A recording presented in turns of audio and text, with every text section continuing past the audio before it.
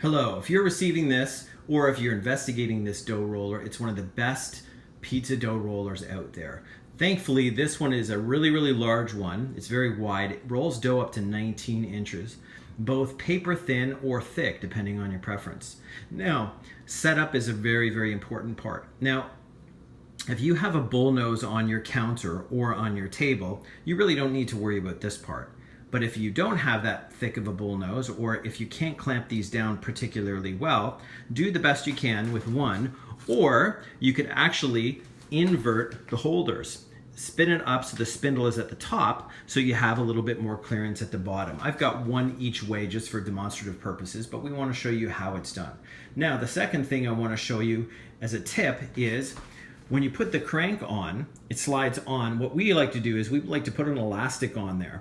You never have to worry about the crank falling off because hopefully you're not winding it like a madman, but if you're at a really busy pizza party and you want to crank these suckers out, we just find it's easier to put an elastic on there to make sure it comes off. You could actually even get a garden hose washer and stick it on the metal piece right there that'll hold that on there, but it generally isn't a problem. We just like to give you extra tips.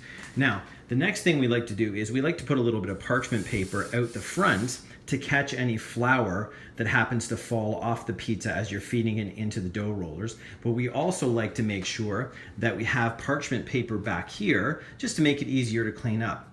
Also, it provides the added benefit of when you slide the pizza dough through here and you crank it out, the pizza dough is going to come out the back side, and you can actually put the dough right on this parchment paper and then in turn put it on your pizza stone in the barbecue, because you always want to have your pizza stone nice and hot before you put the dough or the pizza on it. So putting it on the parchment paper, you can garnish your pizza there and then just pick it up like this and put it right on the pizza stone. So that's it as far as setup goes, but make sure, now we're going to tell you this part in advance, make sure that these rollers are copiously coated with flour. You also want to make sure that when you have your dough here, there's lots of dough or there's lots of flour inside the dough to make sure that it's somewhat dry. You can always coat the dough with olive oil after it rolls through, but even though these are anti-adherent rollers, we want to make sure that none of the dough actually sticks on the rollers.